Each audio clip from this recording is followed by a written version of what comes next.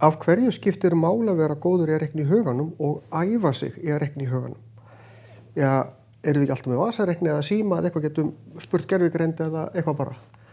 Það er ekki alveg þannig, það kemur alveg fyrir, við þurfum að reikna og erum ekki með neitt í höndunum, en svo er þetta líka bara ákveðin heila leikfimi.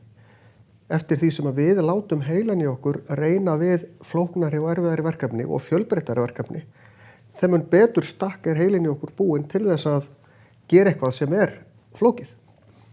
Og ef við skoðum hérna, það eru margar leiðir til þess að reikna í huganum. Það sem ég ætla að sýna ykkur er alls ekki eina rétta leiðin, pína að sýna ykkur hvernig ég hugsa. Hérna er í raun tvær leiðir. Ætla ég að byrja á að leggja saman tugina og fá út 90 og pæla svo hvað þetta er eða ætla ég ekki öfugt. Mér finnst oft betra að byrja á þessu. Þetta er 12, þá sé ég að ég er með 2 sem ég ætla ekki að skrifa því ég er að reikna í huganum.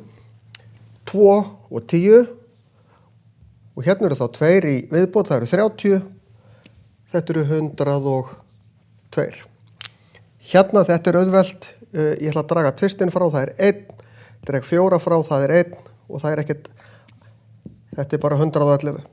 Þegar við erum með að draga frá 1000 eða 100 eða 10.000 eitthvað, bara eins og þegar við erum að borga í búð og eigum að fá tilbaka, þá þurfum við að vita við séum að fá rétt tilbaka. Og í staðinn fyrir að ætla að leysa þetta reiknistæmi, það er eiginlega auðveldara að telja upp. Hérna þarf ég 2 krónur til þess að fara upp í 80, 20 til þess að fara upp í 700 og þá er ég komið svarið. Telja upp í staðinn fyrir að vera bögglast einhvern veginn við að draga þetta frá. Þannig að ég hefði líka getað talið upp héðan upp í þessa tölu. En þetta á við þegar við erum að draga frá. Þannig að veriði dugleg að reikna í huganum, ekki treysta bara á tæki.